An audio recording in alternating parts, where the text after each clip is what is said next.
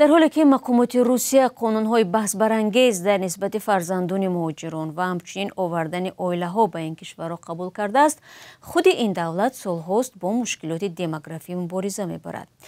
روسیه از نظر قلمرو بزرگترین کشور جهان است، ولی اهالیش سال به سال کم می‌شود. برای افزایش اهالی، ولادیمیر پوتین سال گذشته را سال اویله اعلان نمود و مردم نگرانند که ممکن است مقامات ابورت و یا اسقاط جنین را منع کنند.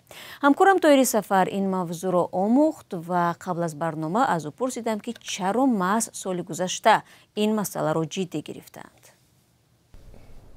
در روسیه که کاهش اهالی و بحران دموگرافی یک 10 ساله باز ادامه دارد، وضع بعد آغاز جنگ در اوکراین بدتر گشت. تلفات سربازان در جنگ زیاد شد که آن را روسیه عملیات مخصوص نظامی می‌نامد. بنا به گزارش‌ها گویا در این 3 سال جنگ روسیه بیشتر از 700,000 سربازش را تلف داده است. تلفات اهالی هم در زمان است که روسیه به تولد بیشتر احتیاج دارد. در نیمه سال 2024 تولد به حدی در روسیه پایان آمد که فقط آخر سال 1999 دیده شده است. این هم در حالی است که روسیه برای تولد هر فرزند یا خانواده‌های سرفرزند امتیازهای زیادی مالی می‌دهد. سال گذشته امتیازهای اجتماعی را زیادتر کردند و حکومت ولایت چلیابینسک گفت که به مادران از 24 سال پایان کمک پولی زیاد خواهد داد. مثلا به جفت‌ها و زن و شوهرانی که دانشجو هستند 1 میلیون روبل و یا $10,000 دادند.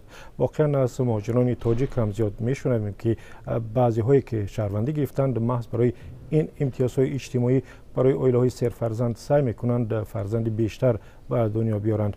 در سال 2024 بنا به آمارها اهالی روسیه بیشتر از 143 میلیون نفر را تشکیل میداد. سوال دیگر از همکارم درباره نگرانی‌ها از منع اسقاط جنین در روسیه بود که آیا واقعاً یا نه؟ بله، سال گذشته در روسیه مقامات در برابر امتیاز و تشویق برای تولد بیشتر تهدید و تنبیه را هم جاری کردند.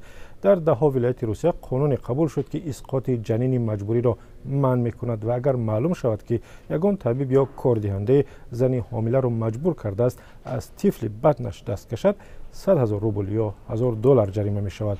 حالا به گفته حامیان حقوق وضع دیگر شده است. مثلا اگر زنی برای اسقاط جنین به طبیب مراجعه نماید، با او توصیه می‌دهند که این کار را نکند، یا خودی طبیبان با هر بهانه عملیات را به تأخیر می‌اندازند تا امکان تولد طفل زیادتر شود.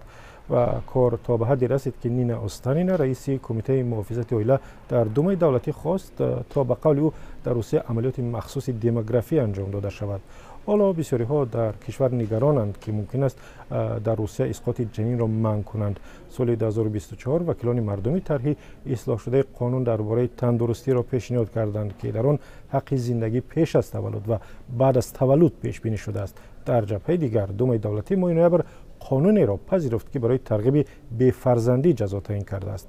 بر اساس این قانون هر سازمان یا هر کسی که مردم را به بی‌فرزندی تشویق و یا هدایت می‌کند از $45,000 تا به $4,000 جریمه می شود. ولی آمار نشان می‌دهد که روس‌ها هم برای به نقشه‌گیری اویله احتیاطکارند. به نوشته نشریه اقتصادی ویدمستی برای راه ندادن به حمل ناخواسته در نیمه اول سال 2024 در روسیه مردم با ارزش 19 میلیارد روبل ریفاله خریدند که در 5 سال گذشته مشاهده نشده است. همکارم طاهری سفر بود که به سوالهای ما پاسخ میداد. دوستان عزیز، شرح بیشتر این موضوع را شما میتوانید در وبسایت ما پیدا کنید. سلام، اگر خط و خبر میخواهید ما داریم. نوید بامدادی، سرخط خبرها، اخبار تاجیکستان و جهان، گزارش ها و تحلیل ها. چی میگذرد و چرا؟ دانستن فهمیدن است. ضمیمه یا اپ ما را بگیرید.